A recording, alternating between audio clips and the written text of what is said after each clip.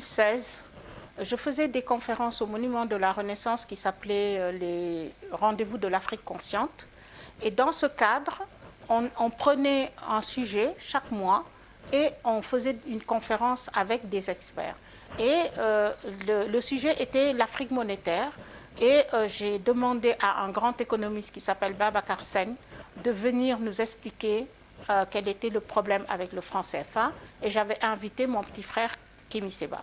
Et quand nous avons fait cette conférence en janvier 2016, nous sommes sortis de là en ayant compris qu'il y avait un gros problème avec cette monnaie, puisque nous ne sommes pas économistes, donc nous n'avions pas compris complètement. Et nous nous sommes dit que nous allions nous battre contre cette monnaie coloniale, parce que c'est une monnaie coloniale. Et voilà pourquoi on a créé le Front anti-CFA, qui a démarré en janvier 2017 par des très grandes conférences mondiales, où il y a eu 40 pays en même temps, le même jour, qui vilipendaient le CFA, comment dirais-je, qui se battaient contre le CFA. Et on a même eu des soutiens de la diaspora en Martinique et partout. Nous avons gagné le combat. Hein. Nous avons gagné ce combat et nous l'avons gagné parce que aujourd'hui, tout le monde, même un enfant de 5 ans à l'autre bout du monde, sait que le CFA est une monnaie coloniale et qu'elle n'est pas bonne pour l'Afrique. Donc même s'il y a des présidents qui viennent pour dire que la monnaie est bonne, maintenant tout le monde sait que cette monnaie n'est pas bonne et nous sommes confortés par les économistes qui en fait se sont battus avant nous pour dire que cette monnaie n'était pas bonne, dans les livres, etc. Là, nous avons donné de la visibilité à ce combat qui est bien avant nous, mais aujourd'hui, vraiment, nous avons gagné ce combat de la visibilité et de la massification de ce problème. La jeunesse africaine s'est emparée de ce problème maintenant. C'est une monnaie qui ne fait que donner, comment dirais-je, des avantages à la France. C'est connu. Je ne vais pas expliquer là et rentrer dans des détails là, au risque de me tromper parce que je ne suis pas économiste, mais aujourd'hui, tout le monde admet que c'est une monnaie coloniale qui n'est là que pour servir la France, pour tout. On est obligé de mettre nos réserves là-bas de change, nous sommes obligés d'avoir une parité avec l'euro, ce qui n'est pas bon pour nous, etc., etc., etc. Et aujourd'hui, la France, elle est en train de manigancer pour garder toujours une mainmise sur une future monnaie qui s'appellerait l'euro, mais en fait qui serait un peu comme le CFA, ou en tout cas avec très peu de changements. Nous disons non aussi à ça. Et nous disons non à l'éco, parce que déjà c'est un nom qui n'est pas africain. Nous demandons de choisir un autre nom, parce que ce nom-là a été imposé par la France. Et nous demandons également que la France sorte complètement de ce processus. Moi, je pense qu'effectivement, de toute façon, même Dongo Samba Sylla l'a dit, cette monnaie ne va pas se réaliser en 2020 et elle risque de ne pas se réaliser en 2021 ni en 2022 parce qu'il y a tout un processus qui est long pour dire on change la monnaie, le papier, comment ça s'appelle, les pièces et tout comme ça. Donc, il y a tout un processus juridique, il y a tout un processus comment dirais-je, administratifs et autres, et financiers, qui vont permettre à arriver à cette monnaie-là. Donc, de toute façon, ce ne sera pas en 2020. On nous ment en nous disant qu'en 2020, ce sera l'éco. Ce n'est pas vrai. Ils viennent de le dire. Ils sont plus techniques que moi, ils sont plus économistes que moi.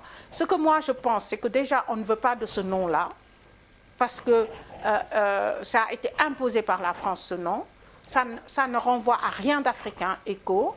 Et à l'époque, l'euro devait s'appeler écu, et donc voilà, il y a une sorte de truc.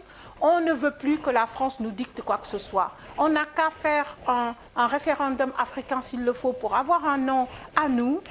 Il y a beaucoup d'autres noms, il y a le Cori, il y a plein d'autres noms. Il y a Afro, on voulait mettre Afro ou je ne sais pas, mais en tout cas, nous ne voulons pas de ce nom. Hein? Nous ne voulons pas que cet écho-là soit calqué sur l'euro, comment il s'appelle, Dongo Samba Sylla l'a encore expliqué, ça a été copié-collé sur les mécanismes de l'euro. L'euro, aujourd'hui, est à terre.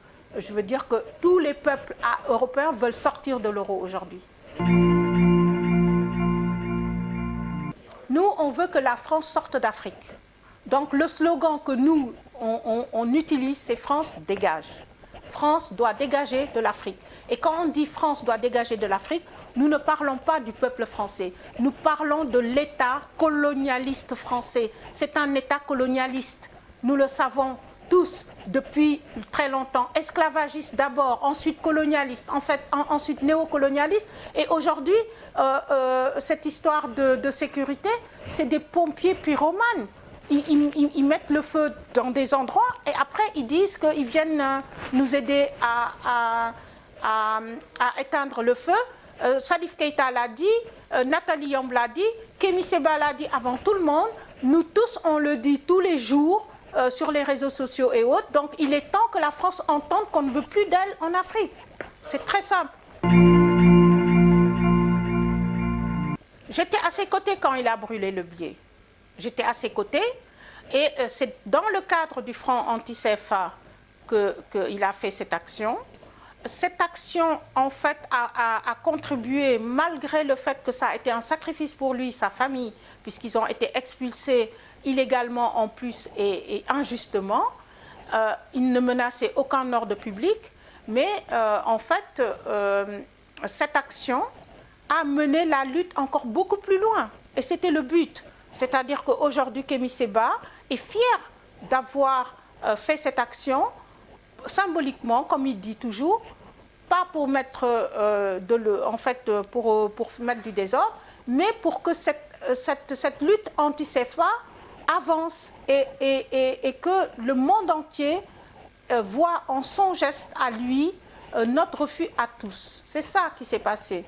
Et donc aujourd'hui, je trouve que cette nouvelle mode des présidents africains d'expulser toutes les voix discordantes des Africains vers l'Europe, comme à l'époque de l'esclavage, je veux dire, Kémi Séba, c'est un digne fils d'Afrique, Nathalie Yamb, c'est une digne fille d'Afrique, on l'expulse vers la Suisse, on expulse Kémi Séba vers la France.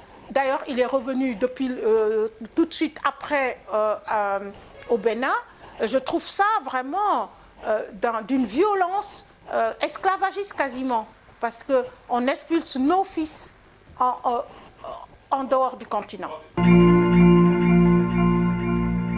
Guy Marius Sagna, c'est un des fers de lance du front anti-CFA, du front anti-APE, etc.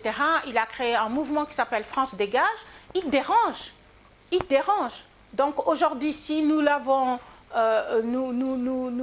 nous avons demandé hier sa libération immédiate.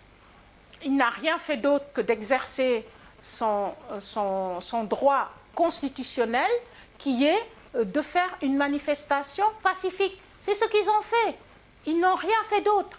Alors que les gens de l'APR, un an et demi avant, ont été faire une manifestation beaucoup plus agressive aux grilles du palais, se sont agrippés aux grilles du palais, personne n'aura rien dit.